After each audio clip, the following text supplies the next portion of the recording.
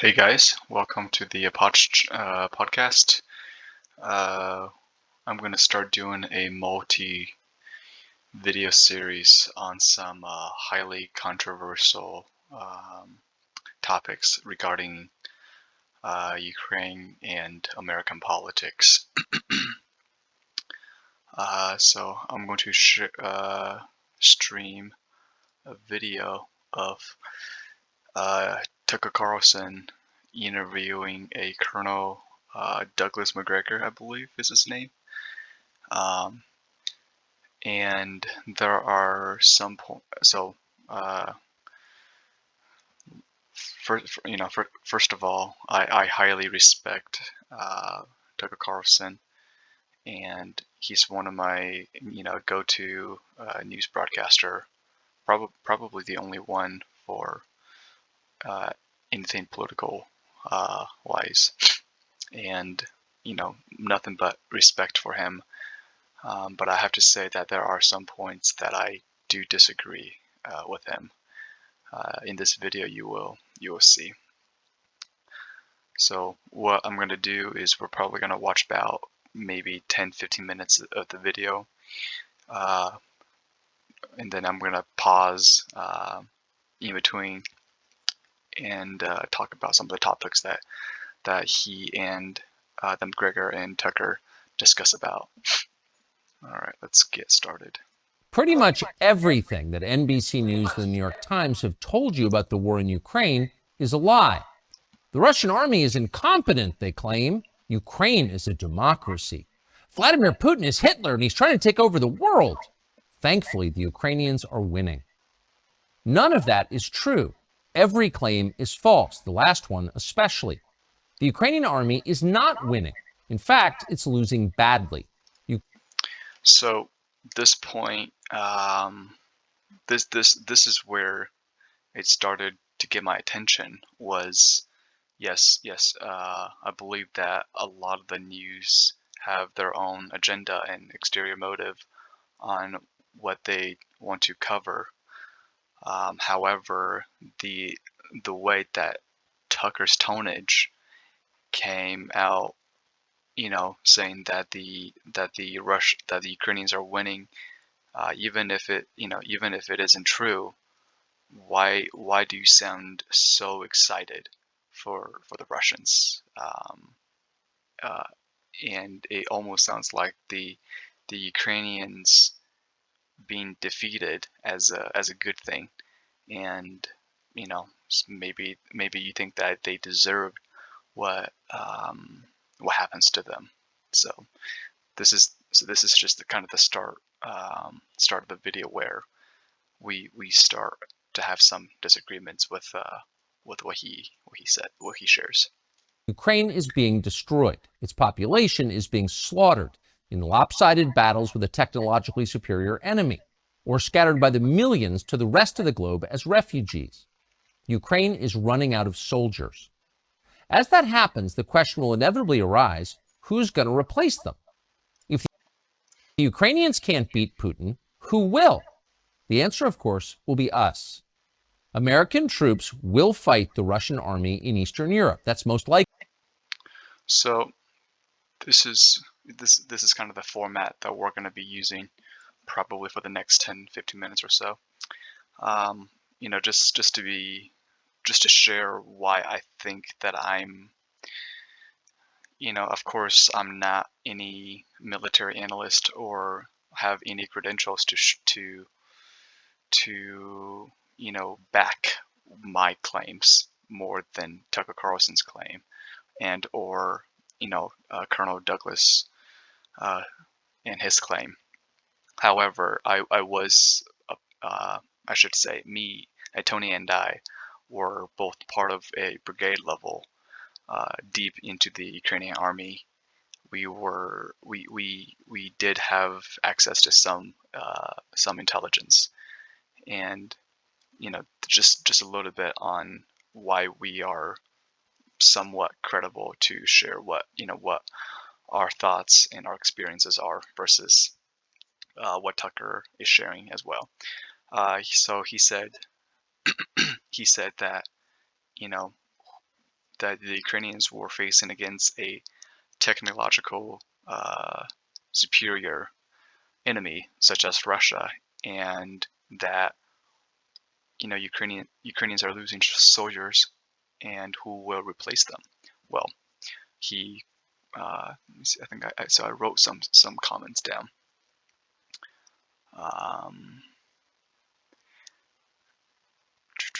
So yes, the U.S. is going to be replaced. However, if you have to understand, and then this is where there's a lot of talking points on alliances, because it's not just going to be the U.S. that will be involved. Sure, we might have the blunt of boots on the ground when it does involve the U.S. and its allies. So likely.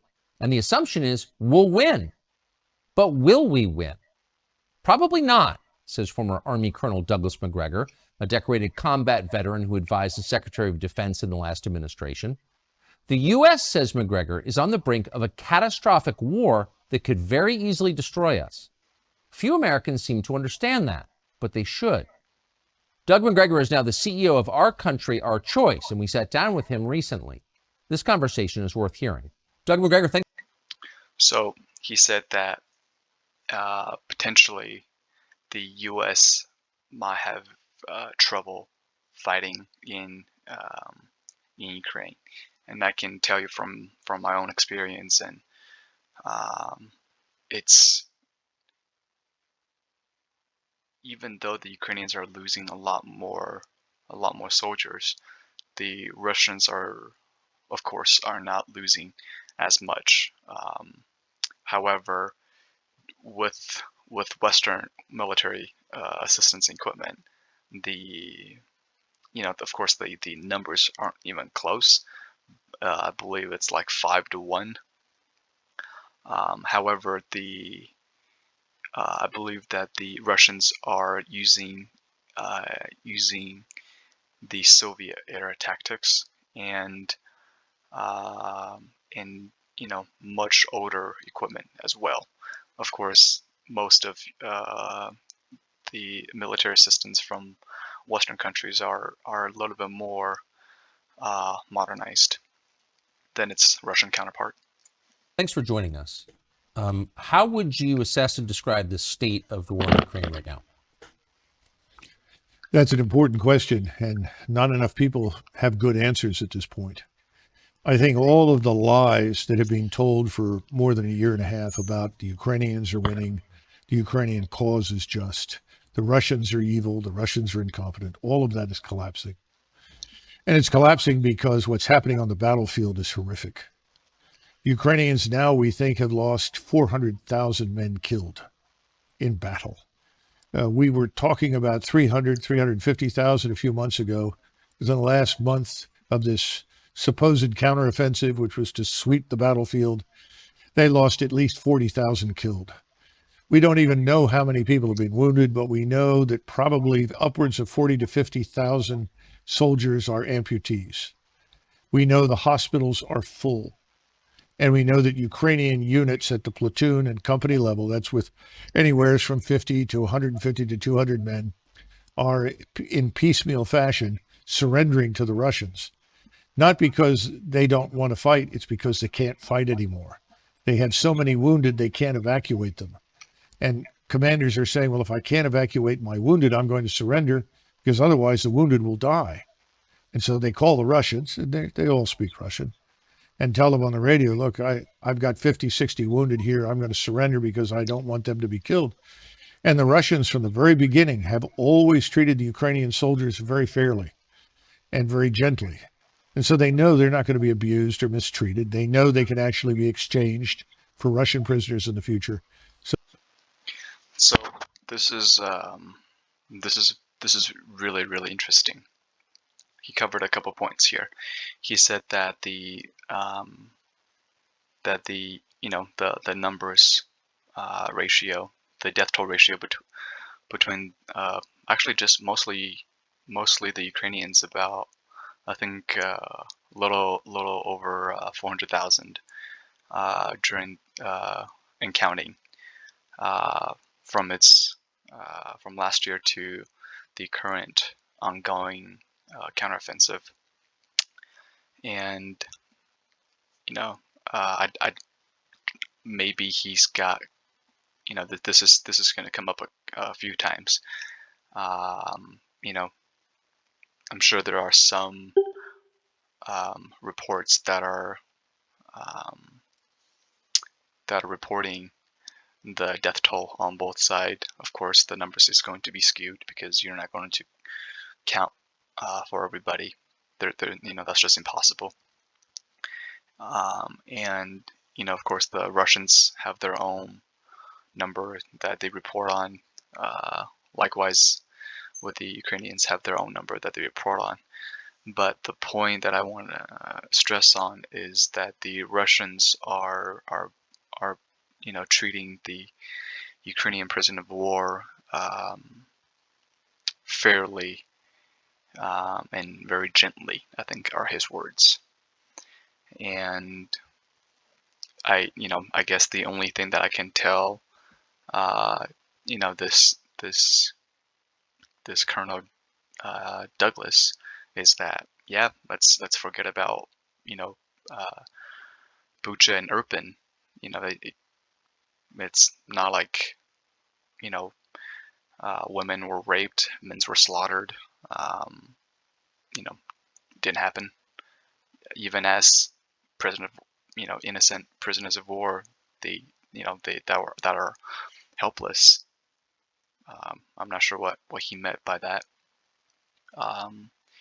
And I'm sure that he is not aware of the torture chambers that that are found probably just about every region that there is ongoing fighting on. And sure the prisoners that are being treated doesn't really show signs of excessive torture or any abuse, but I can tell you that it's not sunshine and rainbows when you are a captive for a Russian POW. Even and that's just the common conscript that the Ukrainians are utilizing. This is not if you're talking about the more a little bit more I guess I don't want to say patriotic, but a little bit more nationalist Azov battalion. They probably are a little bit more ruthless to these guys just because they are more diehard. And they're not going to give up so easily as to just surrender on the battlefield. Unless they majority of their units are wounded and they really cannot continue fighting. So they've surrendered. And I think we're going to see this army that we've been spending so heavily on increasingly melt away. And at the same time, as we're talking, if you look at this long banana-shaped strip of territory in southern Ukraine that the Russians control, if you go to the northeastern corner of that, south of this city called Kharkiv, there are major offensive operations taking place there right now. And the Ukrainian forces are being swept away in front of the Russians. And again, all of this happens in a way that is just not reported in the West. And in the meantime, rather than admit that this is a terrible tragedy that should be ended on humanitarian grounds, if no other, that the killing should stop, as President Trump said, stop the killing, we're going to continue. And this. So he's going to mention the next point, but he mentioned that that the area that is ongoing, the ongoing conflict, all the way from Kharkiv to Kherson. Kharkiv is the southeast region, and Kherson is the southern region, close. Encompasses the Odessa region as well. I think that he mentioned that. Actually, let me see if I have any notes on what he said.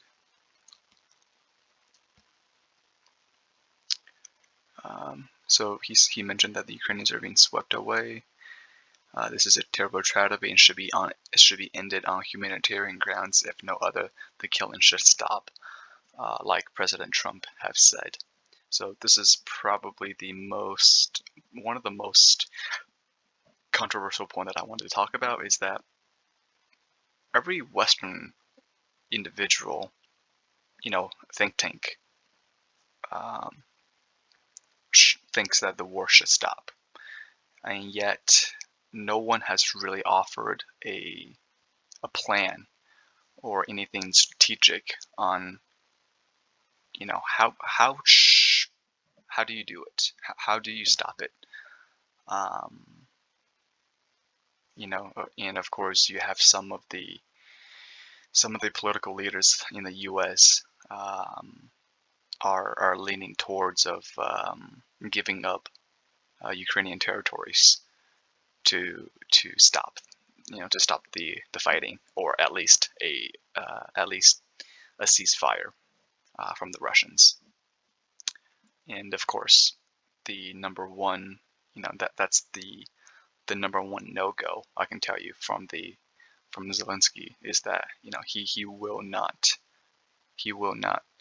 give up any territories, Crimea included, for any peace talks to even be considered. So nobody really offers another plan. They just said, hey, the war should stop, but nobody really offers on how that's going to happen. Puts the Russians in the unhappy position of marching further west, because from the very beginning, Putin and his advisors were never interested in a war with NATO or the United States. That's why you've had such incrementalism, this slow grind of movement forward, defensive operations for a long period to build up the force, and then continued offensive operations. They have over 300,000 combat troops in reserve in Russia. And I think they're sitting there and not being released to fight because President Putin anticipates the possibility that we will intervene in Western Ukraine. And if we intervene in Western Ukraine, the Russians will be ready for that. And the consequences for us and for NATO will be devastating because we are not ready to fight the Russians. Why? So this is the other very, very interesting point that he said. I highly disagree with what Colonel Douglas said here, that that the Russians have a surplus 300,000 in reserves and they will be ready. They are reserves for when the U.S. and NATO, I guess, participate in the war. And to put things into perspective, I did a little bit of a data analysis. So if you look at the war that the U.S. have participated, specifically Afghanistan, in the last 20 years, we have lost about 66,000 troops in the last 20 years of fighting. Of course, we weren't fighting against a sovereign country, a uniformed military. But that gives you a little bit of understanding, and so you know that the scale of what we are talking about. And the Russians are losing. They lost about that many people in about a year, maybe a little over a year worth of time. And knowing that saying that the U.S. and NATO will not be ready for this, and that the Russian reserve will, I don't know in what world is the reserve component more readily available than the active duty component. We've been, the U.S. has been a member of a participating of a war member since the last century. Sure, Russians have their fair share of involvement as well, but we've fought anywhere between from local militias to to sovereign countries. Maybe not as big as well.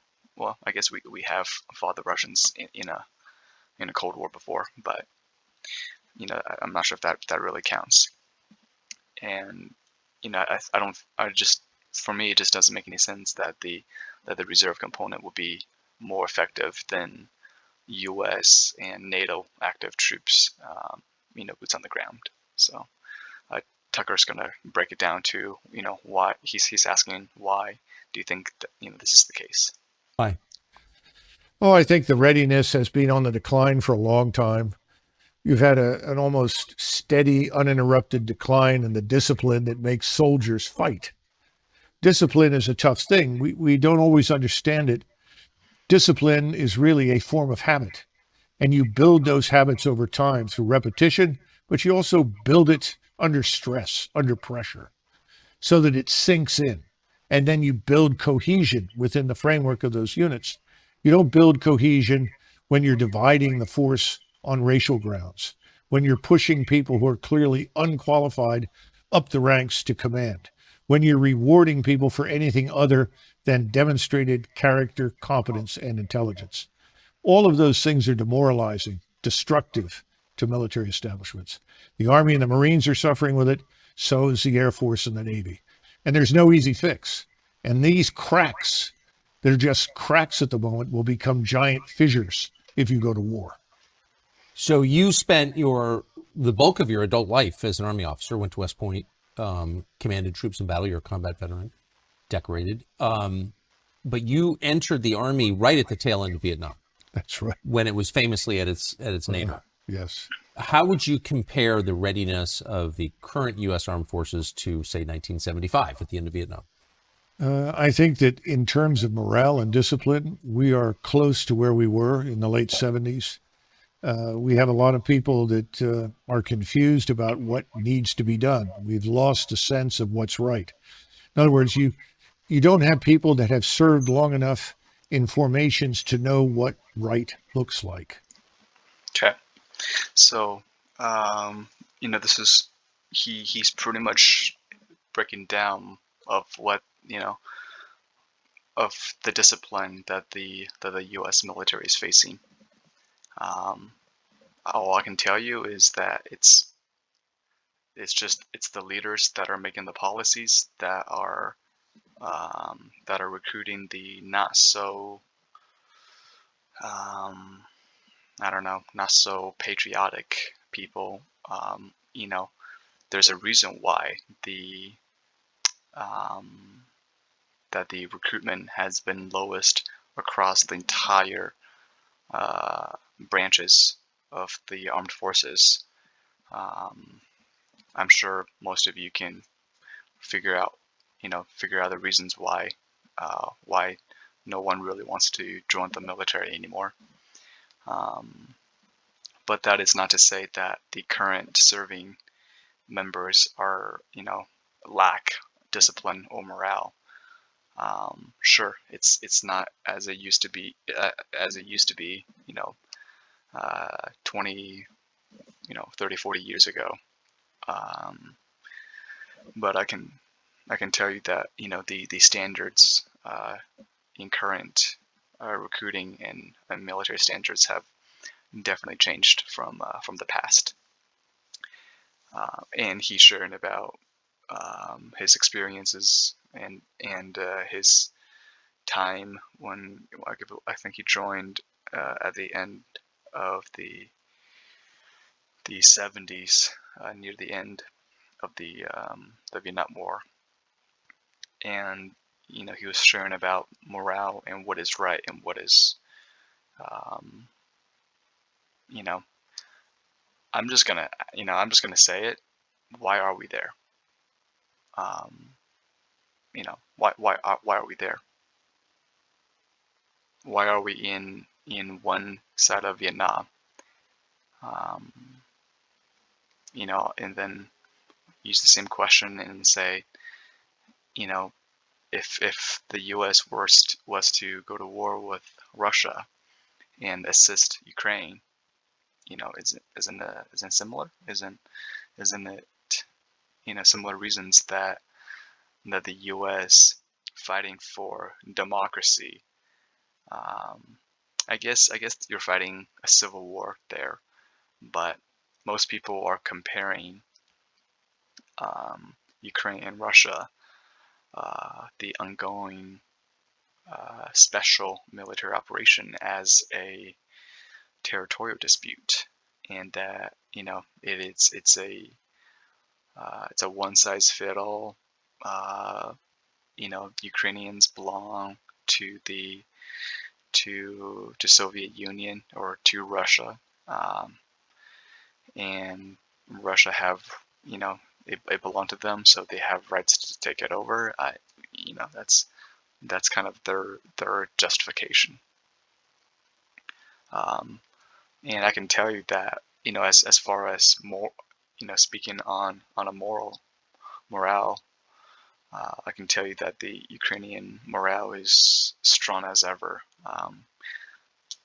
because their livelihood in um, their country could be taken over, and you know, and if you're talking about the, and most Ukrainians are willing to go down fighting and dying for their country. I guess with any military individuals would. However, if you were to, on the flip side, if you were to look at the Russian morale, it's not so clear, because I'm sure Tucker and Colonel Douglas have access to the news and interviews that are streamed from the eastern parts of the country, parts of the world, where most these Russians are being captured and have no clue what their mission is and what they're where they're headed, and they're just being told, hey, go straight, don't ask questions. You see something move, fire at them.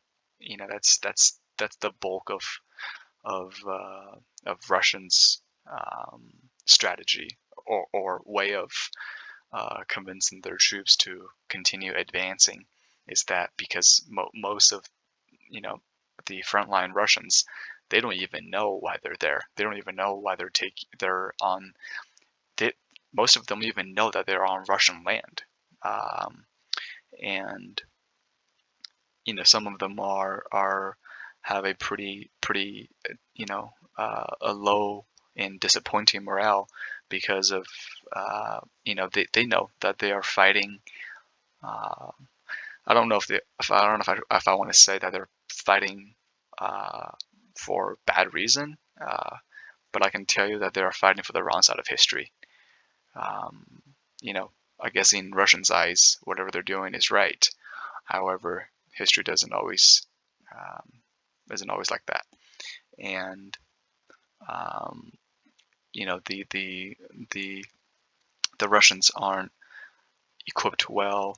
They don't have the best training, similar to the Ukrainians. The Ukrainians, they also don't have plentiful of equipment, weapon, ammunition, even training. Me, Tony, and some of our guys, we were brushing up and training civilians, for about 2 weeks before they had to go out and risk their life. And hopefully that 2 weeks is so you learn something that you can take with you, um, in a life or death situation. So I'm assuming that the Russians are facing similar situations as well. So that you can see a battle group, whether it's a battalion size or brigade or larger, and you know what makes things work. You know what it takes to fight in battle.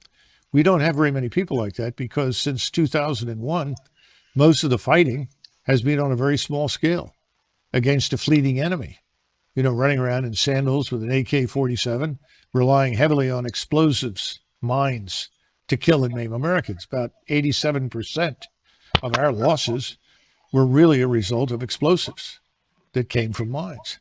This is not an army that is accustomed to fighting anybody who can fight back. If I were going to compare it to an army, a better comparison would probably be the French army before the Franco-Prussian War, because the French had fought Mexican bandits, Mexican rebels. They'd fought Arab bandits, Arab insurgents. They'd had a little experience fighting disgruntled, demoralized European troops, Austrians in northern Italy, but they hadn't faced a truly modern enemy. But people were convinced that the French army was the greatest army in the world because they'd fought in North Africa, in Indochina, Mexico, all over the world. That war was a catastrophe for France, and that army was decimated in months by a Prussian army that was a modern force, highly disciplined, very competently led, trained, and equipped. So we're not there. We have equipment that is decades old. The tanks that I served on, for instance, when I went to war in 1990, were virtually brand new, state of the art. Those tanks are still out there. They've been rebuilt, but they're not new anymore. They're no longer as capable as they once were. You know, I'll give you a quick example. We have a turbine engine in the M1 A1 series tanks, and that turbine engine burns up as much fuel sitting still as it does moving, because it's a turbine engine. It was designed to be used on an aircraft. We put them into tanks.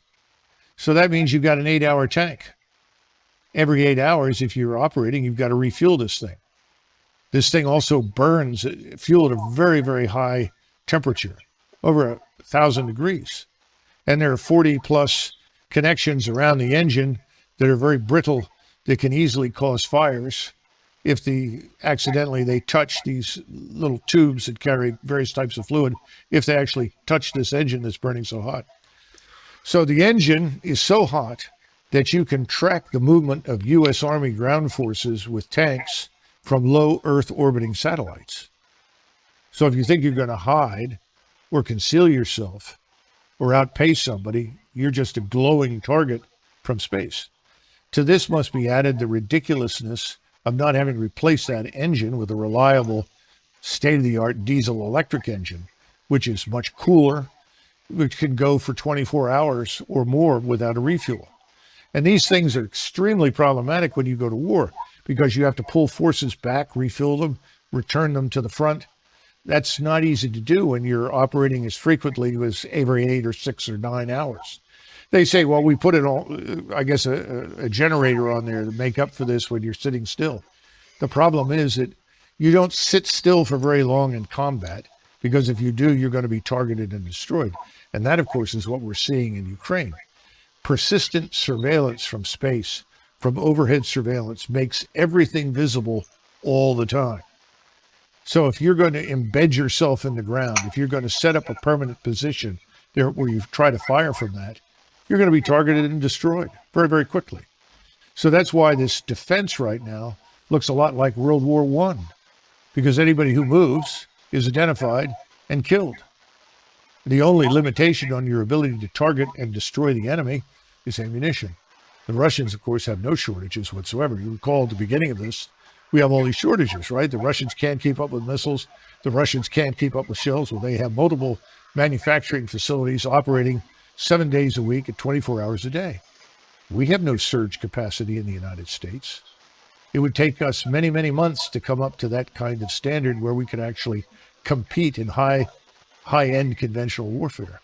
And that's why people like me and others worry that if we get into a confrontation, that we cannot win, because the world has changed, warfare has changed, integrated air defenses will knock virtually everything that flies out of the sky, that we will then fall back on a nuclear deterrent, a tactical nuclear weapon that says, if you keep advancing, we'll have to use a nuclear weapon. A couple things. I don't really understand what he's talking about here, to be honest. If who is advancing where. that causes the Russians to use a nuclear weapon. But going back on the shortage of ammunition that he mentioned, um, you know, I just ask you, you know, if he pays attention to, what they're using, sure, the missiles, um, a lot of the airstrikes are Russian made. Um, the cruise missiles, the surface missiles, air launched. However, it's not just the missiles. It's also the drones. Um, the missiles, every country's got them. However, it's the drones that are making the differences in specifically in this war. And the Shahed kamikaze drone, only one country comes to mind, is the Iranian supplied.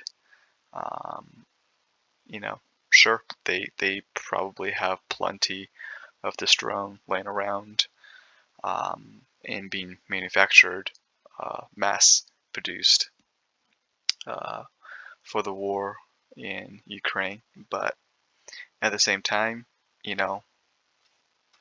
uh, sanctions, I guess they're not doing a whole lot. So yeah, and I'm pretty sure if the U.S. needed to stockpile on ammo, I think we can do pretty well stockpiling on ammunitions. So I don't know what he's talking about, that we can't compete with that type of mass production. So We don't want to go there because the notion that there are so-called tactical nukes, you've heard that expression? Yes. Oh, that's just a little nuke. So that won't precipitate a major war. The use of any nuclear weapon is going to precipitate escalation very rapidly because your opponents will assume that if they don't use their nuclear weapons, they're going to lose them. So we're living in a terrible dilemma right now. The smartest thing that we can do is end this war. So going back again, everybody wants the war to end, but no one offers a legitimate solution. And of course, the Russians are threatening to use technical nukes, if you know if they are being pushed to the edge. And I believe that there is like a Russian rule or some sort of documents that states on specific usage of nuclear weapon on a defensive purposes only. However, they have also included the four recently territories that were taken over by the Russians as part of the part of Russia, and they believe that they have the right to protect those territories with a nuclear weapon. And all I gotta say is, what's gonna stop them? If they want to push into the Baltics, push into Poland, Moldova, Romania, all those countries, and all they gotta say is, hey, if you come one step closer, we're gonna drop nukes. Where does the line end? Where is, where do we say, no, you already played this card. We're not gonna, we're not gonna take this threat as anything but, propaganda or face value threat. So we're just gonna, conventional warfare. What is Russia's objective, do you believe? Assuming the objectives change over the course of a war. Of course. Right? Well, the original objective, obviously, was very different. I mean, if they'd made peace with the Russians back in, let's say, March or April, I think the Russians would have retained very little territory, probably only Luhansk and Donetsk, the two so-called breakaway provinces. And I think there would have been guarantees of neutrality for Ukraine and guarantees of equal rights before the law for Russians. And that's what people don't understand. Most of this has to do with abuse meted out to Russians in Ukraine by the Ukrainian government. Okay. So this is another talking points that I disagree heavily. You know, so going back to, you know, very beginning of the war, the video that Tucker said that the Ukrainians are losing badly. I think most people forget that the Western think tanks, just about majority of Western think tanks, that the Ukrainian was going to be taken over within 72 hours.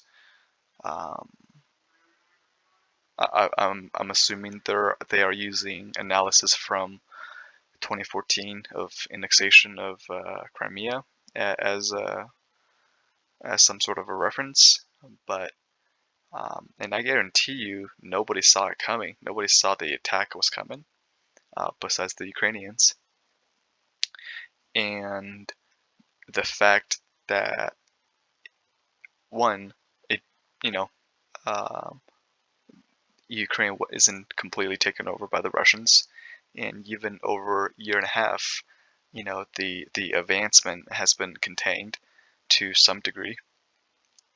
And so I'm not too sure on what Tucker Carlson meant by the Ukrainians are losing badly, besides the amount of bodies. Sure. But in the grand scheme of things, you know, the Ukrainians are containing the territories that you know, or limiting the territory and in the advancements of Russian troops. And not to say that, you know, if the Ukrainians were to give up Luhansk and Donetsk region to the Russians in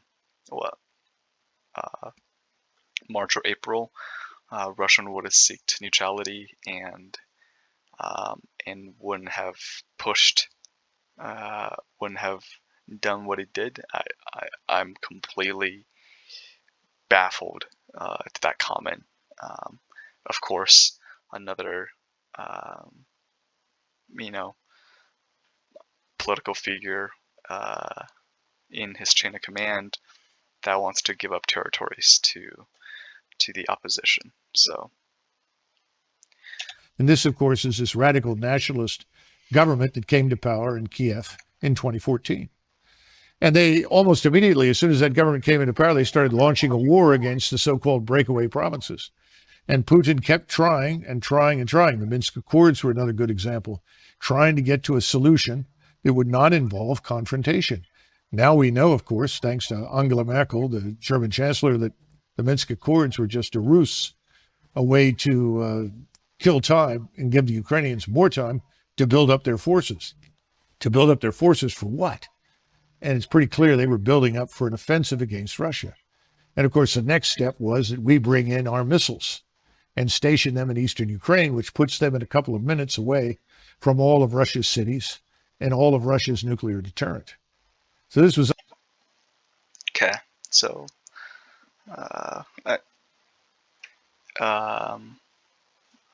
why do we have air bases in Japan, South Korea? Yeah. Whatever he just said, I just ignore it. Something about the Minsk Accord. For one, Belarus is a puppet country that the Russians go in and out as freely. And yeah, I don't really believe anything that the Belarus is really saying. So was unacceptable. So that original deal is gone now. And the question is, what will the Russians accept? Well, I think they're going to demand that whatever remains of Ukraine, rump Ukraine is what most people are calling it now, most of what's probably west of the Dnieper River has to be neutral. It can't be part of NATO. The Russians will never tolerate NATO forces on Ukrainian soil, because we've demonstrated conclusively that we are fundamentally hostile to Russia. So that's the minimal requirement. How that's governed, that's another question. Who knows? I'm sure Moscow would want to have some say in that government and who is there to ensure that behind the scenes they are not once again subjected to the treatment that we subjected to them to in the Minsk Accords. What is the Ukrainian objective? I think more and more Ukrainians just want to survive this, and that's becoming very hard. And Zelensky and the radicals around him are basically committed to fighting this war to the last Ukrainian. And of course, I'm sure that Mr. Zelensky and his friends are anxious at some point to retire to their estates in Florida or Venice or Cyprus to collect on the billions that they've managed to steal or siphon from all the aid that we've provided. So there's, all I gotta say is look at our, it's hard to break this down because we are pointing out someone else's little pebble in someone else's eye when the U.S. government has a log in its eyes. Just look at our own political. Both of our presidents. One of them has been indicted for who knows how many charges is on his record.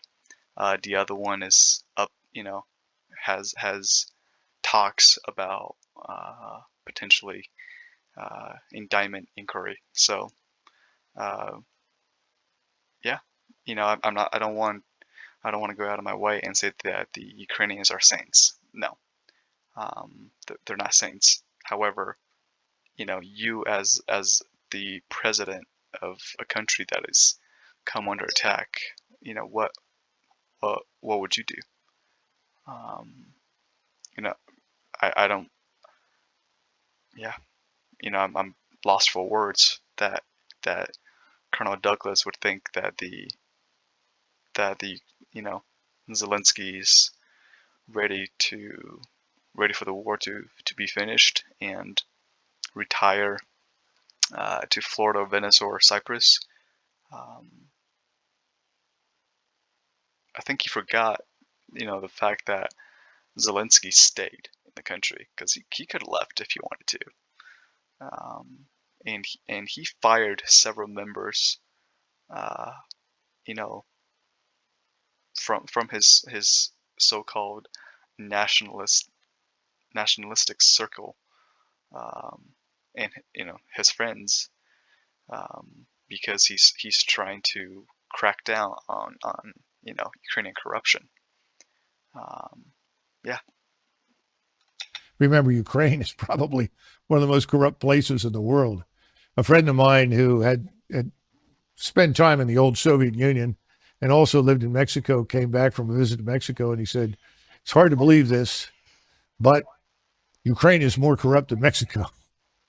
Wow. And I think that's true. So this is a world-class disaster. 14 million Ukrainians have left the nation, presumably never to return, because when they're asked in Germany or France or Croatia or Spain or wherever they go, we will never go back. So what are you going to do with this country? And then, of course, we have the usual suspects, the great agricultural business conglomerates, along with BlackRock, who have their eyes on the fertile Ukraine ground in Western Ukraine. I suppose there'll be a big effort to get control of that in some fashion. That may not work, though, once this war ends with a complete and utter defeat of the Ukrainian regime. Who is Zelensky exactly? How would you characterize? So, we'll stop there at the 15-minute mark. He broke down on the refugees that have left the country, that potentially most of them will never return. Can you blame him? There is a little bit of a history for you guys. Most of you probably don't know this. So after the disbandment of Soviet Union, I'll ask you guys a question. Do you know who has the third largest nuclear arsenal in the world at the time of the Soviet Union disbandment? It's the Ukrainians. They have the third largest arsenal of nuclear weapon. And the Budapest Memorandum, I think something like that, stated that I think it was the host of the U.S., Great Britain, and Russia were in agreement to. There are several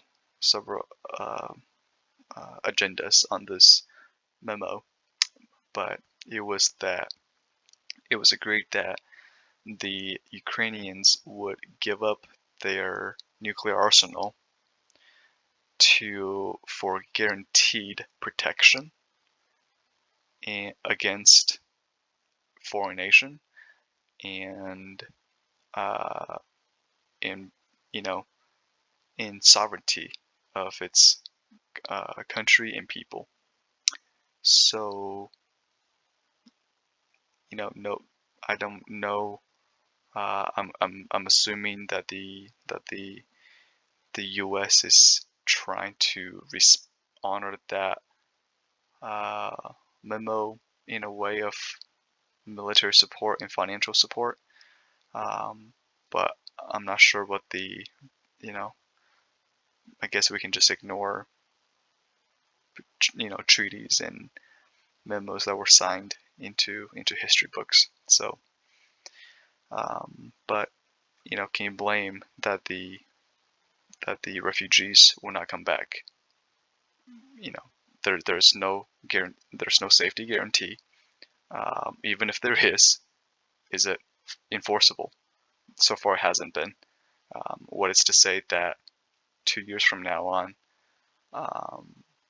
let's say that that there's a ceasefire or even the war is over, at the end of this year. What is to say that the Russians won't do the same thing in 2 years? There isn't. It's whatever they want, whatever they feel like it. So, well, that would be covered for today. I didn't expect it to be this long, to be honest. But so, yeah, it's going to be a multiple segments of breaking down this video. Please, if you guys have any comments or questions, feel free to comment in the comment section.